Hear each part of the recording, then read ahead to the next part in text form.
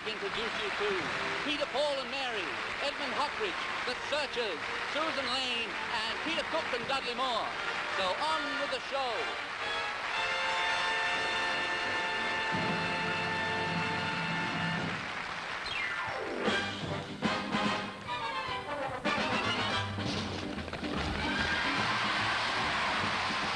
Thank you.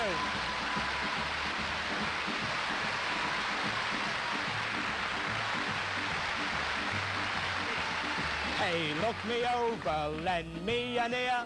I'm on your telly's chuffed that I am here. So don't switch me off yet, give me a chance. I'll sing your song, I'll tell a gag, and I might even dance. Oh well, I'm here. What a send-off they give us in Liverpool. The Lord Mayor and thousands of people, a big ticket... How many? Thousands and thousands of people lining the street. How many, Dick? Well, it was hundreds. Hundreds of people lining the streets. How many? Well, there was 4 drunks at Lime Street Station. They said nice things about me, and so did my mum and dad. My dad run in, he said, Jimmy's the new compere. And my mum, she's very close to me, she said, Jimmy who? I said, you remember him, the black-haired fella? She said, oh, aye, what's he doing now? She said, they've made him an MC. Oh, she said, that'll shake the Beatles. Yes. No. Hey. Nothing will shake the Beatles. I think they're the governors. And Ringo and his wife, they're earning so much money, they've had to get a Zach to put it in. Oi!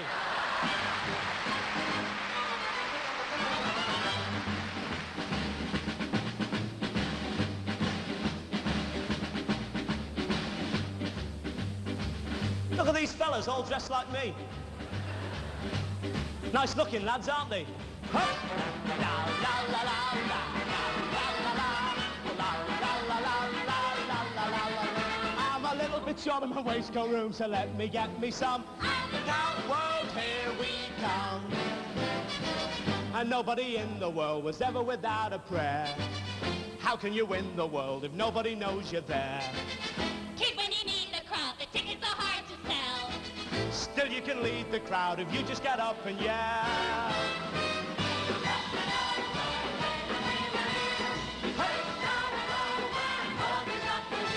But don't pass the plate, boys, don't pass the cup. I figure whenever you're down and out, the only way is up. La la la la la la la la la la la la la la. I'm a little bit short of my rock, gives a bit of room. And look out, world, here we come.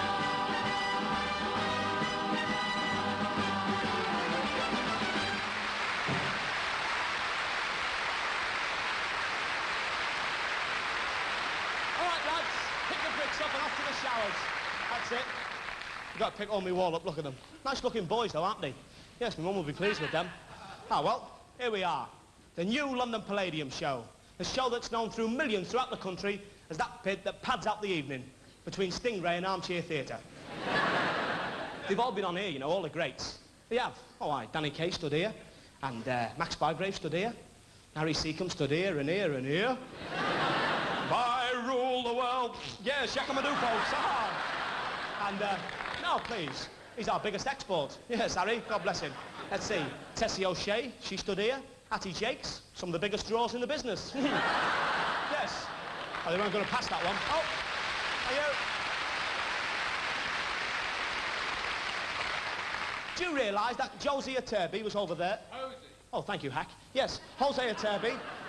He was over there playing Mozart. And Udi Menuhin was sobering him up afterwards. He's a lad, that Udi Menuhin, you know. He was on in Liverpool. He walked on in Liverpool, and there was one Liverpool docker on the front row.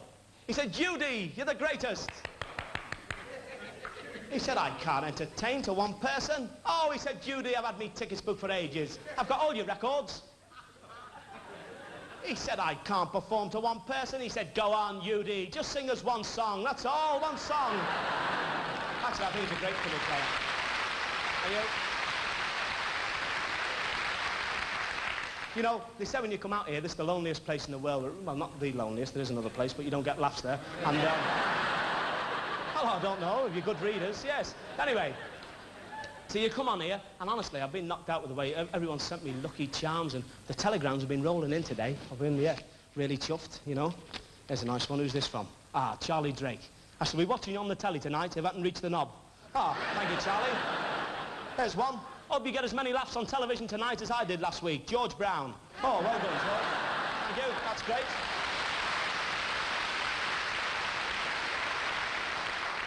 There's a real charmer, this is. From one tatty head to another. Good luck. Sir Alec Douglas Hume. Thank you, Alec. Hi. He's one of the lads. I've had all kinds of good luck charms. My ma sent me this four-leaf clover. God bless her. There it is in there. Let's see what's in here. A lucky sprig of white heather from my Auntie Edie, just back from America. Thank you. Let's have a look. Ah, lucky rabbit's foot. Hope it brings more luck to me than it did to the rabbit. Yes. I've got a thing here tonight. It's chuffed me that I got it. From my granddad. His brother had it in the First World War. Cigarette case. This is history in the Tarbuck household. My granddad's brother was in the trenches, and a German bullet was fired at him, and but for this cigarette case, would have gone right through his heart. But as it was, it hit the cigarette case, ricocheted off up his nose and killed him. Yes. Amazing, isn't it? Hey? Thank you. Start. Thank you. Cease. Hello? What's this? A box. I love surprises. Rattles. Sounds good. From Mike and Bernie and the donkey.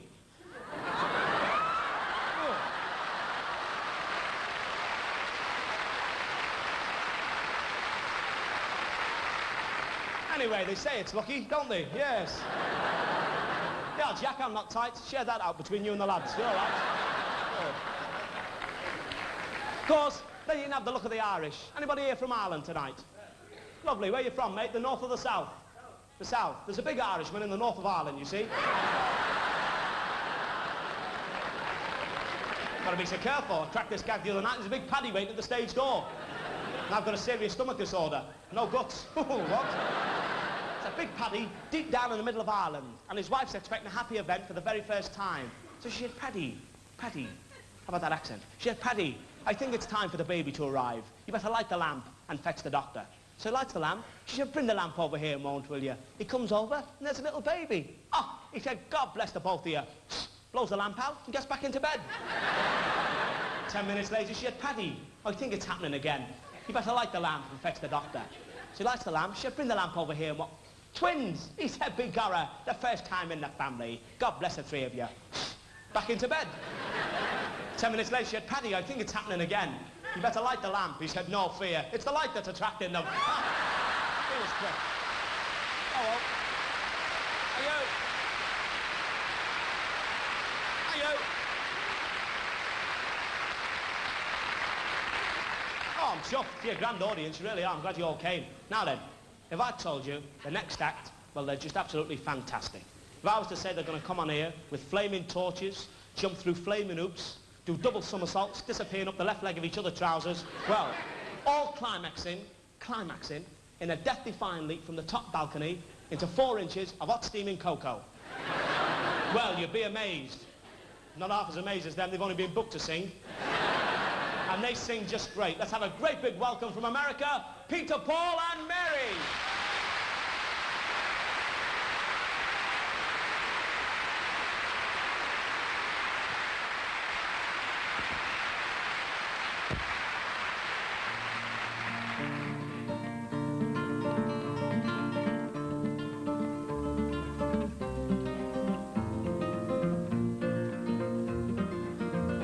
In the early morning rain, with $1 in my hand and an aching in my heart, and my pockets full of sand. I'm a long way from home,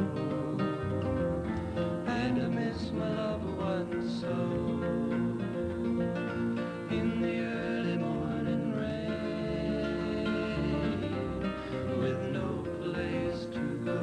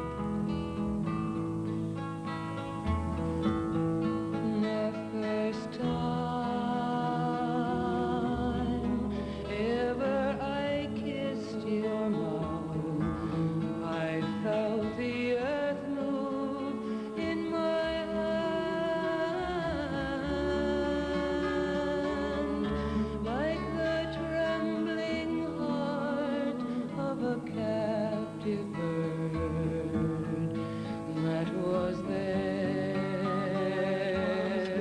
at my command, my love, that was there at my command. The first time ever I held you near and felt your heartbeat close to mine, I thought our joy would fill the world and would last to the end of time, my love, and would last till the end of time.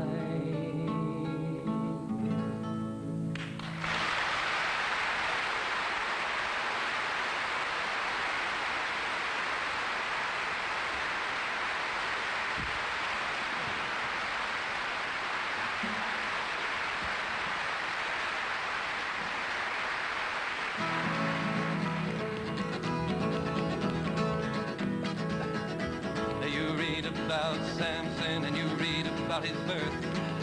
He was the strongest man that ever lived on earth. One day at Samson, he was walking alone, and he looked down on the ground, and he saw an old jawbone, and he lifted up that jawbone, and he swung it over his head. When he got to moving, 10,000 was dead. If I had my way, if I had my way in this wicked world, if I had my way, I would tear this building down. Delilah, she was a woman, she was fine and fair. She had lovely little looks, she had cold black hair.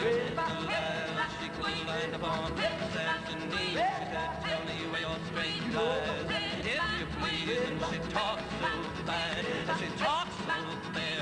Oh, Samson, son, Delilah now, cut off my hand again. Take my hand to that scene, and your hand in my hand stands with me like a natural way. If I had my way,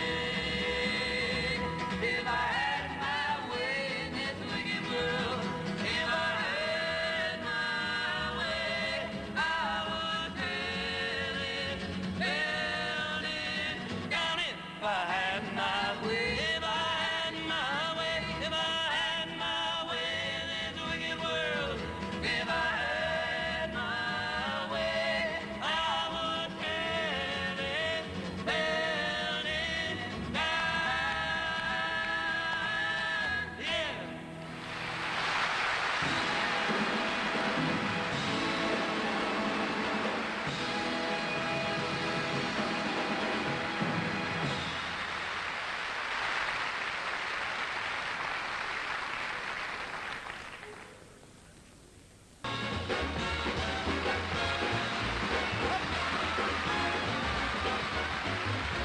Cease! Welcome back to Sunday Night with Tatty Ed. Right. I beg your pardon, the new Palladium show. I keep forgetting, sir. Thought he'd gone home. Now then. Well, I just thought I'd let you see it. This is it. The Compere's whistle. How about that, eh? The Alan Freeman's white with envy. At this spot every week on the show, folks, it's a great pleasure for me, personally. We're going to bring on a great big film star for you. Big star, and I love the pics. I go to the films and I get involved in all the pictures. And last week, I saw a great movie. It was called Those Magnificent Men in Their Flying Machines. And there's a beautiful bird in that, and she's only here tonight. So let's have a great big welcome for Sarah Miles.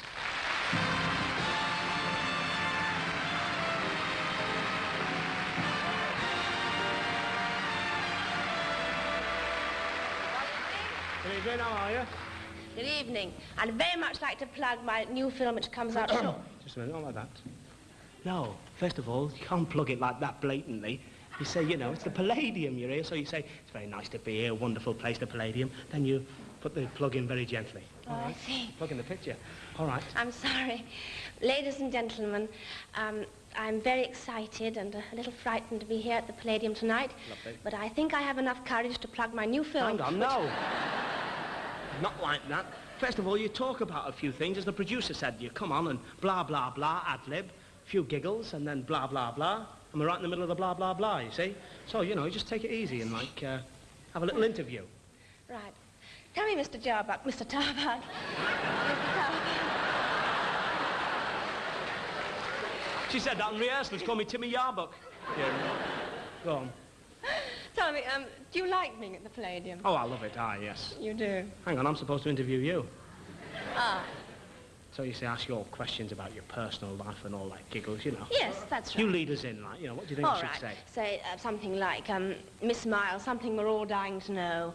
I hear that your name has been linked romantically with a certain famous pig farmer in Dorset. And we'd like to know... Price of bacon, that's a compliment. Yes, keep going. Now then. We'd all like to know here whether or not you are going to get married. If so, what would you put first, your career or marriage or some rubbish like that? I see. Right, Miss Miles, I've heard that you and this farmer fancy each other, and if you're... Is that right? Oh, no, I don't. I haven't heard that. Miss Miles, I've heard that you and this young man have become, like, romantically attached to one another, if I may use a cliché. And, you know, I've seen it all on the telly. I'm no mug, you know. Aye, and... Get the suit on, you go mad. Now then, I figure that if you were to get married to him, would you put your marriage first or your career first? I'm afraid I can't answer that question. You're getting me at it, aren't you, a bit, eh? Dear, oh dear. All right, then, come on. What about the picture? Give it a nice big plug. Yes, well, ladies and gentlemen, as a matter of fact, I think plugging a picture is absolutely useless unless the picture itself has quality. Here, here. Therefore, I'm going to say nothing at all except the film's called Passage of Love, and please go and see it. Passage of Love, gives a ticket. I'll go down there. Now then, listen. Is there anything you would like to have, you know, like to do in your professional career? You know. Very funny you should ask me that, Norman. Norman! I wouldn't mind. I haven't even got a rose in the suit. Now then. All right, then. I'm dressed up like a penguin.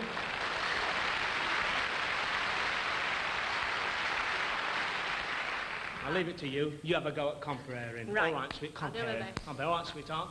Ladies and gentlemen, we have for you tonight not one, but three very exciting singing acts. We have the Searchers with their new number, which is called When I Get You Home, Baby. Something like that. We have Edmund Hockridge, but first we have Miss Susan Lane.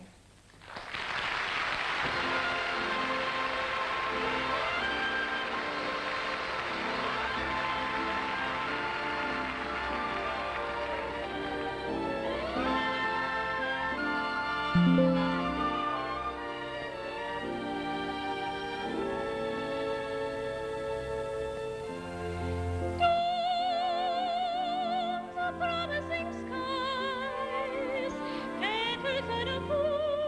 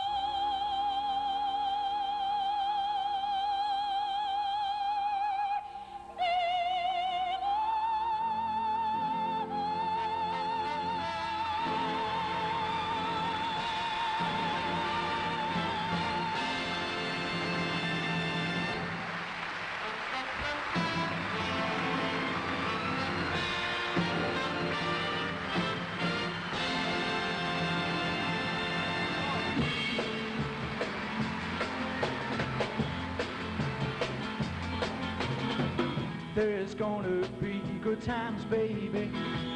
Just wait and see. Music and parties and laughter like it used to be.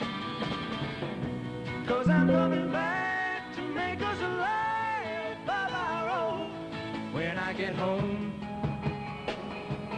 When I get home, baby. 5,000 miles from you, baby, as far I know. But just remember this, baby, wherever you go, I'm gonna love you and never leave you alone when I get home. When I get home, Baby, when I get home, you're gonna wake up and find this a new kind of dawn. Baby, when I get home, I'm gonna make up for all the times I've been gone. Baby, baby, if you love me, you'll hang on a little bit longer. We'll see it through. There ain't no nothing can stop me from reaching you. And I'm gonna give you love like you never know when I get home. when I get home, baby, when I get home, baby, when I get home, baby, when I get home.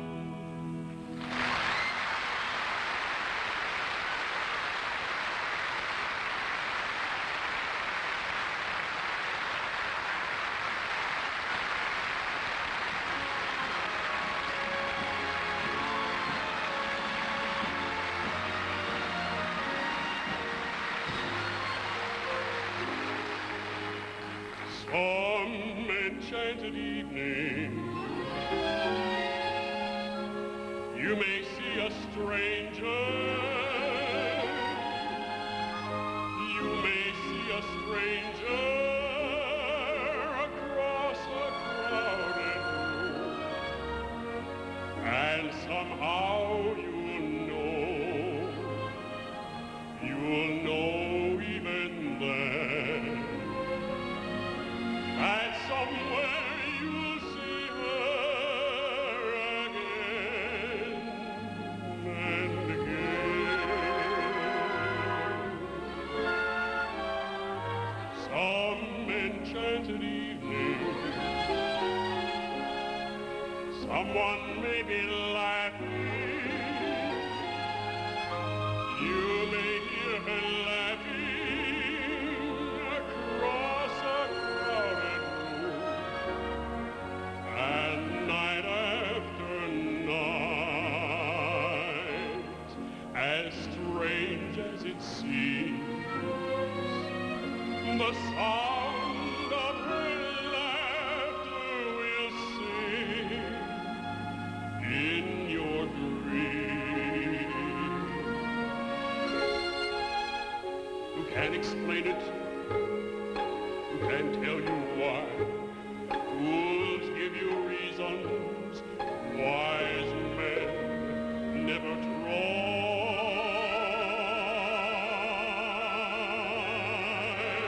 Some enchanted evening, when you find your true love, when you feel her call you across a crowded room, then fly to her side and make her your own.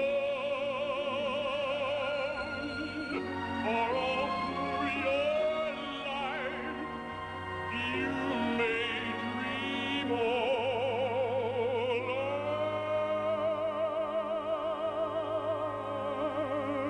alone.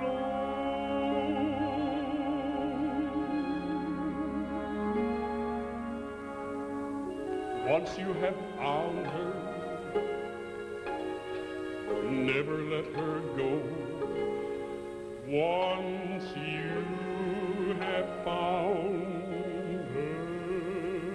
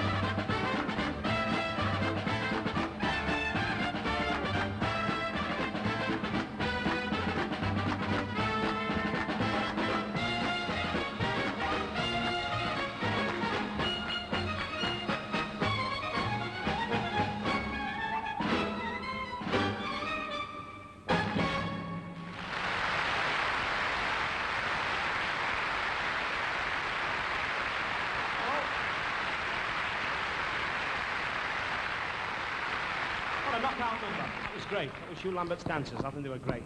Now, you know, the Palladium is well known for the celebrities who you see up here on the stage. But it's also very well known for the celebrities we have in the audience. And a guy who gives me great pleasure to introduce, first of all, from the world of sport. I'm right in saying about a while back, everybody thought this man was finished. He came back after 2 very nasty knocks on his legs, 2 broken legs. He's playing for Tottenham Hotspur. Recap for Scotland, the great Dave Mackay. Dave, stand up, take a bow. Yes.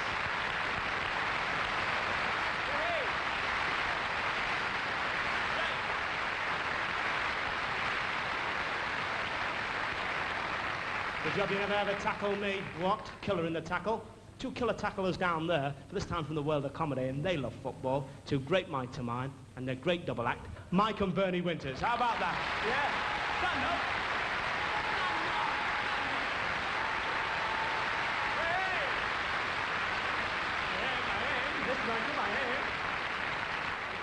Hey! Knock back. There he is. Well done, Bernie. Thank you for your gift before. I know it was the thought that counts, you and the donkey. And now, not 2 comedians, not 3, but 4 comics, and 4 great comics. Arthur Askey, Charlie Drake, Jimmy Clitheroe, and wee Georgie Wood. In the top box. Ladies and gentlemen, there they are. Spotlight, please. All right.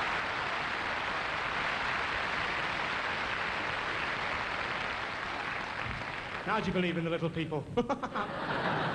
And I see a little face out there, my mum's favourite. He's sat there with his hair all done, and I've only got to say, give me the moonlight, give me the girl, I need the rest.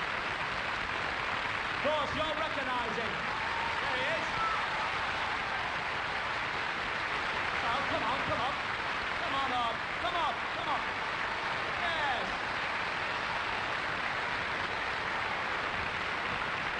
Yes, there he is. Frankie Vaughan. He's my mum's favourite. Yes. Oh.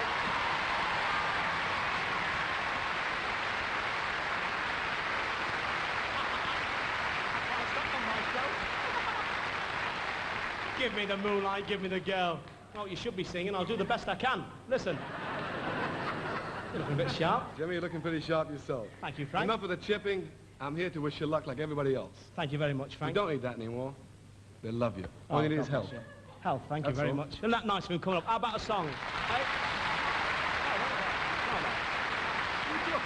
No, listen. Fanny and Fred are watching in Liverpool, my mum and dad, you know they love you. Bessie's watching, she loves you. So, come on, let's kick the legs. Bit of a swinger. All right, so I've got the suit on.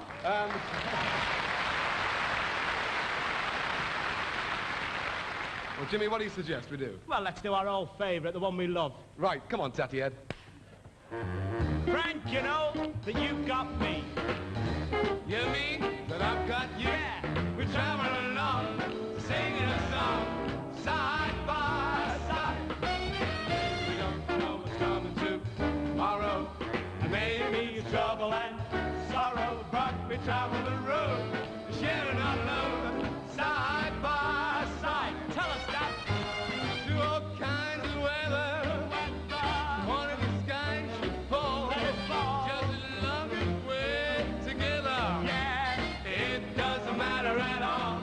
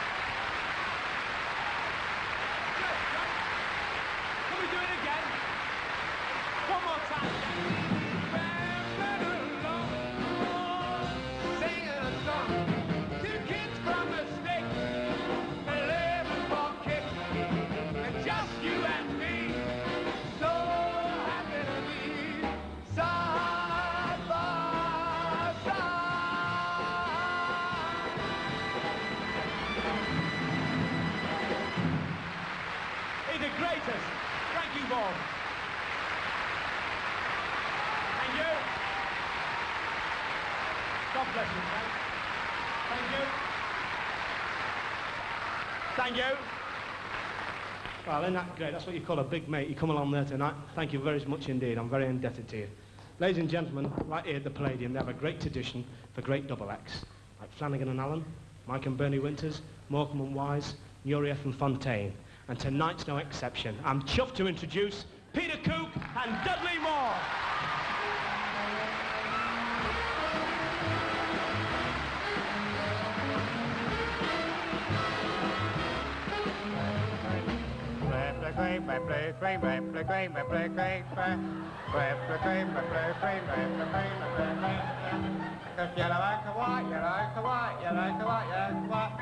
Red, blue, green, red, blue, green, red. Tea's up, Dad.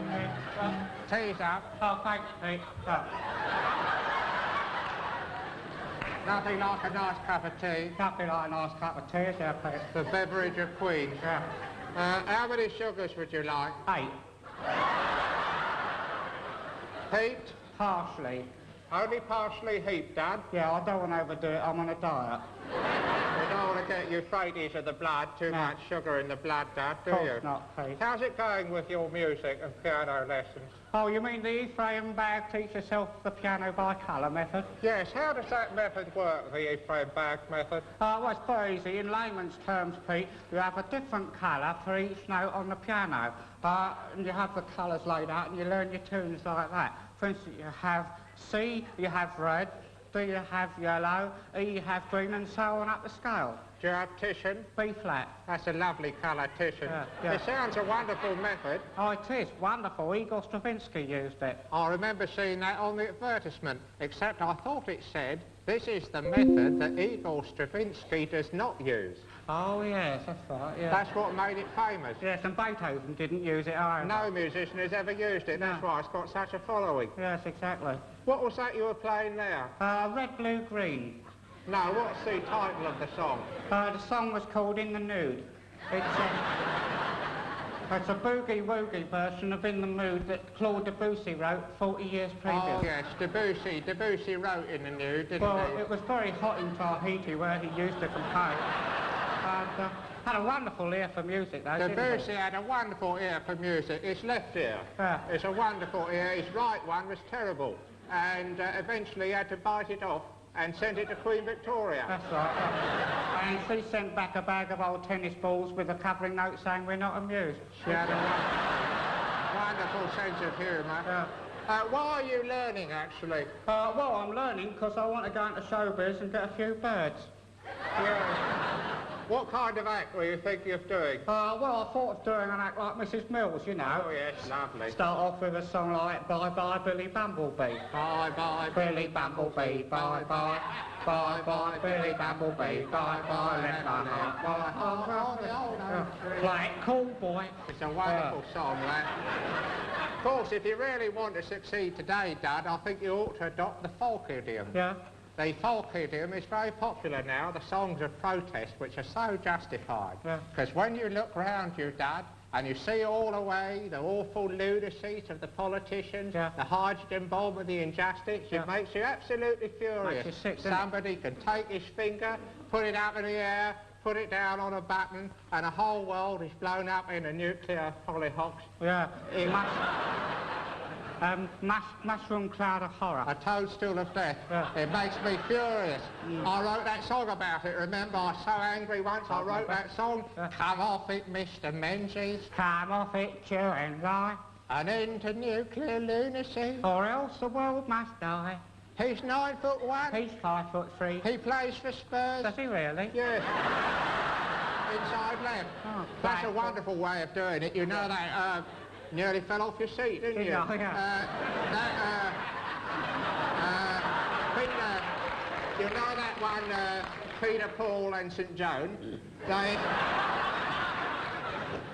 They make over £5 a night with that stuff. Really? They did the answer, my friend, is blowing in the wind. The answer is blowing in the wind. Lovely. I was listening to that one day in the kitchen. It was a lovely sunny day. I looked out the window. The sun was beautifully there, the clouds scudding across it. Little children playing with their hoops in the meadows. Precisely. Birds twittering in the sky. And a bit of a wind going. I heard this. The answer, my friend, is blowing in the wind. So I thought I'd pop outside and see if it was. And sure enough, fluttering from over the horizon came a strange white piece of paper blowing over Shadwell Heath. Well, naturally, I pursued it. It alighted in a gooseberry bush, and I found it and took it out. Do you know what it said? What? It said McWhirter's raspberry-style ice lollies. The answer, my friend, is McWhirter's raspberry-style ice lollies. It's not a very good answer, is it? It's a rotten answer. If that's the answer, I'm not going to ask the question even. It's a rotten answer. Of course, if you're thinking of entering the ephemeral world of show business, Dad, you must beware to keep holding the values. Yeah. Because it's a strange artificial world. Behind the glamour and the glitter lurks the heartbreak. Yeah, behind the clown's happy mask lurks a tear of tragedy. The continual tear of tragedy. Everything's so artificial and false. I mean, take Kirk Douglas. Yeah. What do you think of when you think of Kirk Douglas? Dimple. Dimple. Dimple springs to your lips. Springs to his chin. Do you know what that dimple is? What is it? What is it? That dimple, it's a wart. It's not, it's a dimple, it goes in. No, it's a wart, it goes out. But what they do in Hollywood is they photograph it in double reverse, triple negative, and it comes out, or goes in, looking like a dimple. Oh, yeah. It's the same with his nose. His nose goes in as well. Well, he's got an ingrowing nose, has he? Yeah. He nearly kills himself every time he sneezes. Of course, you know, the same sort of artificiality can be found with Sonia Henney, the skater. Oh, Sonia Henney. She couldn't skate a note. Not a note. They used to stand her up on one leg and move the ice rink round underneath her. That was the only way to simulate it, wasn't it, Dad? Mind you, Pete, she had a wonderful smile. No, she had a horrible smile. What they did was they took Myrna Loy's smile and dubbed it onto Sonia Henney. Oh. Well, it's very strange because I can't stand Myrna Loy's smile, but it looks lovely on Sonia. It's lovely on Sonia, lousy on Myrna. That's show business. Well, of course, another example like that is Lawrence Harvey's legs, which are played by Marlene Dietrich. Yeah. And beautifully played at that. Wonderful. Of course, Dad, if you're going to get on in show business, you've got to have a good name, something to catch the public. What do you think of calling yourself? Thought of calling myself Gregory Peck. It's a good name. It's got a certain ring to it, hasn't it? The only trouble is, I think it's already been used by somebody. Oh, wait a minute. Who's that bloke who used it? What's his name? It's on the tip of my tongue. Gregory Palmer? Palmerston? Peck. Gregory Peck's used it. Gregory Peck, he's the one. He's been flaunting it all over the place. Of course, you know the secret about Peck, Gregory Peck. No. He can't sit down. Really? He can't sit down, Dad. He has an ailment of what can only be described as the... bottom. Of the bottom. And he daren't sit down, so he has this bloke to do all the standing work for his bottom. All the sitting work, you mean? The sitting work. Yeah. It's all done by George Nodes of Dagenham. Dagenham Dye Works? Dagenham Dye Works. Oh, yeah. He sits down for Gregory Peck. Really? You must have seen it at the end of Guns of Navarone, starring Gregory Peck with the active participation of George Nodes' bottom. Oh. And now Nodes is getting very uppity about it. He's asking for better billing. He's asking for the next one to be starring George Nodes' bottom and introducing Gregory Peck. Oh. He's getting very big-headed about his bottom.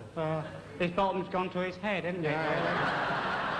Best place for it, Dad. Best place for it. Did I tell you a very strange experience I had last night, Pete? No, Dad. What was it? Well, Pete, I was sitting down in bed, actually, at the time, drinking a cup of cocoa. Of course you were, Dad. Of course I was, Pete.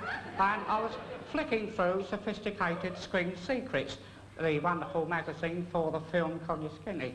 And I was drinking my cocoa. Of course you were, Dad. Of course I was, Pete. It was a June 1930 edition. Oh, yes. And I was flicking over the yellow pages, you know. Steeped in history. And coffee stains.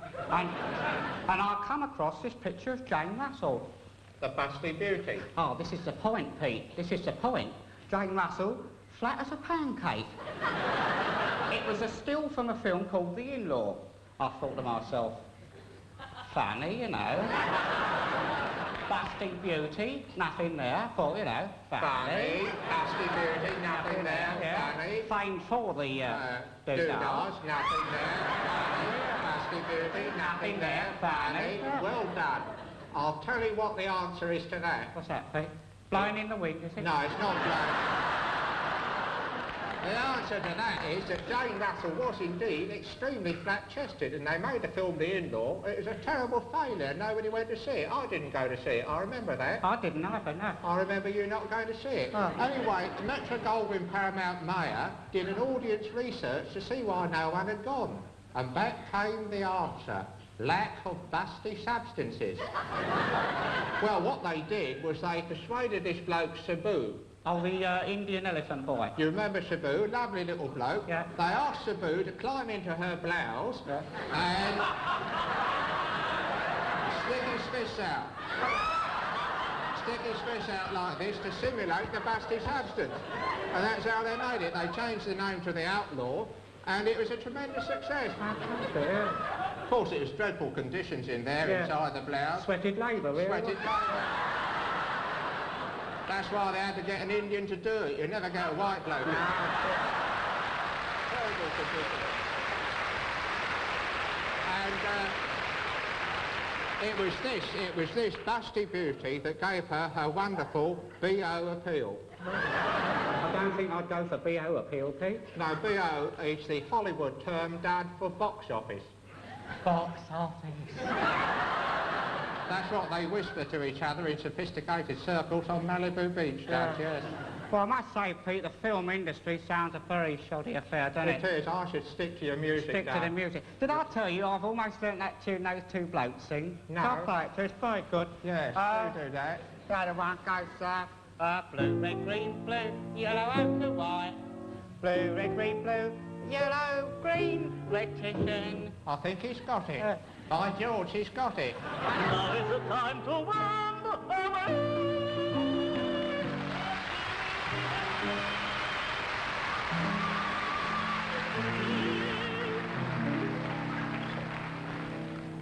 Goodbye,